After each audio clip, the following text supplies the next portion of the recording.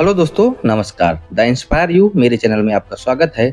आज मैं आपको बताऊंगा इन 8 स्थितियों या कारणों पर आपको हमेशा शांत रहना चाहिए। पहला, जब आप नाराज हो।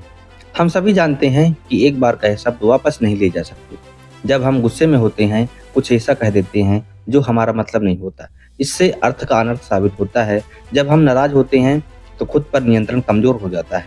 इससे हम दूसरों पर चिल्लाने, लड़ाई झगड़े का खतरा रहता है। यह हमारे घर परिवार व दोस्तों के बीच तनाव का कारण बनता है। इसलिए जब हम गुस्से में हों, कोई बात ना कहें, मौन धारण कर लें। जो कुछ भी कहना है तो गुस्सा शांत होने के बाद सोच विचार कर कहें। दूसरा, जब दूसरे कुछ बता रहे हों। जब कोई आपको अपने जीवन का सुख दुख या कोई समस्या बता रहा हो तो अपने विचारों, भावनाओं और संवेदनाओं को अपने तक सीमित रखना चाहिए। कुछ लोग दूसरों की बात को बीच में ही काट देते हैं और बातचीत को सिर्फ अपने बारे में ही बना लेते हैं। इससे सामने वाला खुद को अयोग्य और महत्वहीन महसूस करने लगता है। उनके मामलों पर तुरंत सलाह या व्यक्तिगत राय न दें। उन्हें पहले अपनी बात पूरी करने दें और सलाह तभी दें जब पूछा जाए। तीसरा, जब आपको किसी विषय पर जानकारी कम हो। अनपढ़ होना भले ही खराब हो, लेकिन आधी अधूरी जानकारी कहीं ज़्यादा खतरनाक है। जब आप किसी विषय पर अपनी अधूरी जानकारी बताते हैं तो यह आपके लिए शर्मनाक हो सकता है।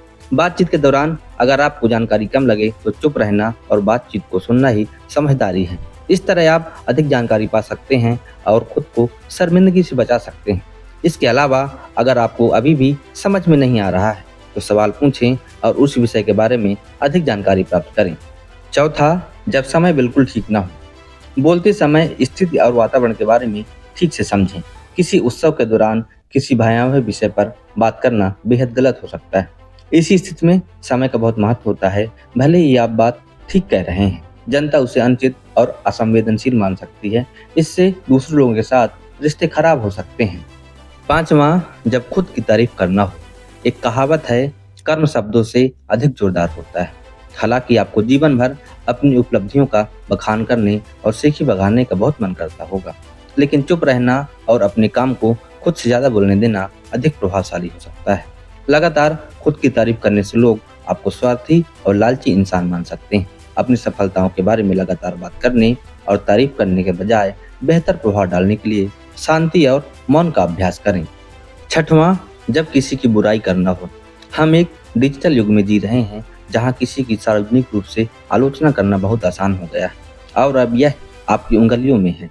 किसी को दूसरों के सामने भला बुरा कहने से बुराई झेलने वाले व्यक्ति की भावनाओं को ठेस पहुंचती है। अगर आपको लगता है कि वह आलोचना के लायक कुछ किया है तो सार्वजनिक रूप से शांत रहें और अकेले में उसको सुधारें।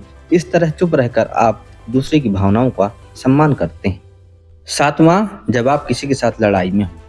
एक लड़ाई एक विषय से दूसरे विषय पर तेजी से बढ़ सकती है। इससे पहले कि आप कुछ भी ठेस पहुंचाएं, आपको अपने शब्दों को ठीक से समझना बेहतर होगा कि आप कुछ समय निकाल कर सोच विचार करें और अपनी बात को ठीक तरीके से बताएं। स्थिति के हिसाब से यह दृष्टिकोण रचनात्मक होता है और रिश्तों को बिगड़ने से बचाता है। अन्यथा आप कुछ ऐसा कह सकते हैं जिसका लड़ाई से कोई भी मतलब ना हो। आठवां, जब कहने को कुछ भी अच्छा ना हो।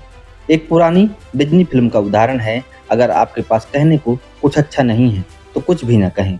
इसका मतलब है कि किसी और की भावनाओं को ठेस पहुंचाने से बेहतर है कि आप चुप रहें। हर स्थिति में दयावान बने रहना चाहिए।